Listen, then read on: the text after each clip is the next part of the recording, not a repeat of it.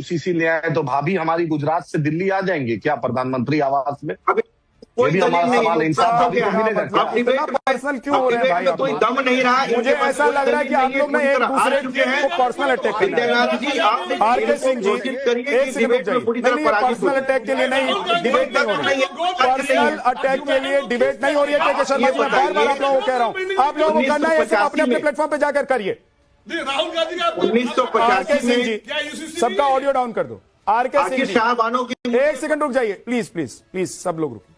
R K Singh जी, UCC जिन राज्यों में कानून के तौर पर आ गया है और जिन राज्यों में लाने की बात हो रही है, 2 पॉइंट है। क्या इससे देश में जाति, समुदाय, धर्म में लोग बढ़ जाएंगे? एक पॉइंट। दूसरी बात यह है कि अगर यूसीसी लेकर हम आते हैं पश्चिम बंगाल में, तो जैसा शुभेंदु अधिकारी कह रहे थे कि डेमोग्राफी को लेकर जो एक बड़ा बवाल है, सवाल है, उसका इलाज यही है। क्या ऐसा है R K Singh ji? Thank you Vidya ji, thank you very much. देखिए, मैं बाकी पैनलिस्ट की भी बात सुन रहा था। हमें ये बात समझनी होगी कि जो यूसीसी है, इसको लाने से क्या एक नया राइट क्रिएट हो रहा है या ऑलरेडी एग्जिस्टिंग राइट है वो डाइल्यूट होगा जी? ये 2 राइट्स के बीच के बैलेंस की बात है।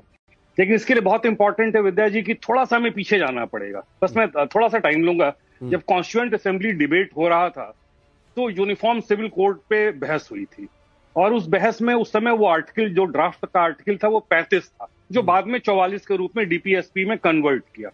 और उस डिबेट में 2-3 चीजें बहुत प्राइमरली आई, जहां पे अंबेडकर साहब का जिक्र भी आया। तो अंबेडकर साहब ने ये कहा था, बिल्कुल एकदम ऑन रिकॉर्ड है, अंबेडकर ने कहा था, मुंशी साहब ने कहा था, अय्यर ने कहा था, ये कहा था कि यूनिफॉर्म सिविल कोड जो है ये एक इमेजिनरी ड्रीम नहीं है, एक रियलिटी है।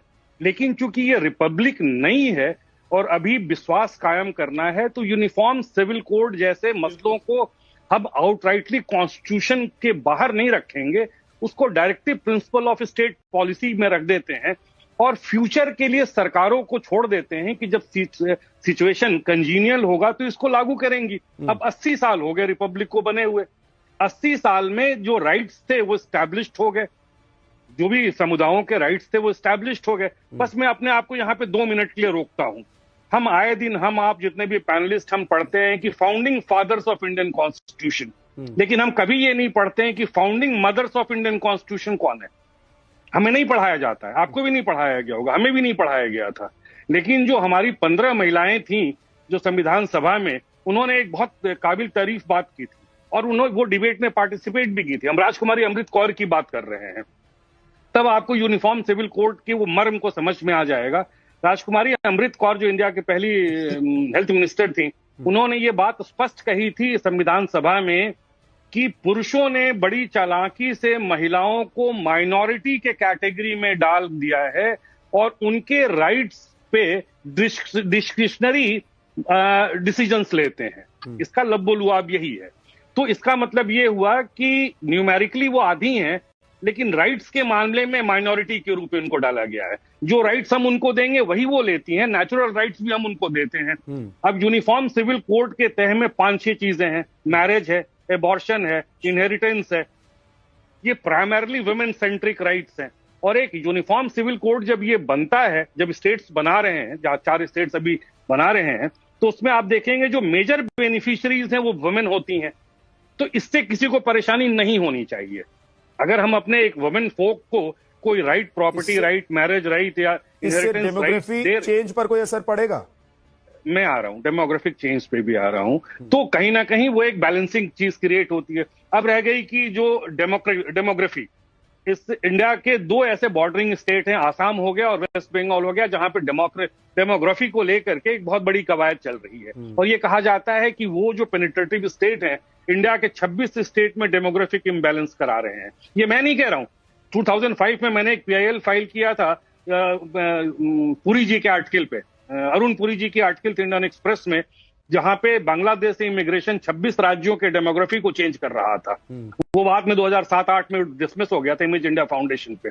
तो अगर शुभेंदु अधिकारी ये कह रहे हैं कि हम डेमोग्राफिक इम्बैलेंस को भी यूसीसी के थ्रू चेक करेंगे, तो इसके लिए हमें इंतजार करना पड़ेगा कि वो कौन से मैट्रिक्स लेकर के एक्ट में आ रहे हैं। और इसमें सर मैं भी एडवोकेट हूं, मैं भी प्रैक्टिस 22 साल हो गया। क्या देश में एक ही साथ बम गिराया जा सकता है? कि धीरे धीरे बम गिराते रहेंगे, सालों भर महीना भर चलता रहेगा लड़ाई, कोर्ट बार चलता रहे देश में। एक सवाल सर, आप बड़े वकील हैं, मैं जरूर आपसे 10 साल छोटा है, 20 साल छोटा हूं, लेकिन सवाल मेरा शायद वाजिब होगा। नहीं देखिए शर्मा जी, इसमें कहीं कोई दो राय नहीं है कि कंसल्टेटिव प्रोसेस है। अगर आप एडवोकेट हैं तो आप ये भी जानते होंगे कि साहबानों के केस में वाईबी चंद्रचूड़ साहब ने ये कहा था कि आर्टिकल जो 24 है यूनिफॉर्म सिविल कोड की बात जो करता है वो डेड लेटर हो चुका है। लिली थॉमस के जजमेंट में बोला गया था, ब्रिंड के जजमेंट में बोला गया था कि राज्य सरकारें अब कम से कम यूनिफॉर्म सिविल कोड लाएं, तो कचहरी की अब हमारी सबसे बड़ी राज्य सरकार लाए। लेकिन यदि हम कहते हैं, यदि ये बार बार जो समस्या जो खड़ा होगा, मान ले हमारा समस्या ही क्या है, 30 राज्य है, अरे उन्होंने बताया ना, के शर्मा जी, तब तो आरके सिंह जी ने बहुत साधारण सिंपल तरीके से आपको पीछे से लेकर अब तक, जब हमारा देश आजाद हुआ, जब हम गणतंत्र बने, तब से लेकर अब तक का सारा प्रावधान उन्होंने बता दिया। अभी आप कह रहे हैं बम गिर रहा है, कहां बम गिर जाएगा, किस पे बम गिर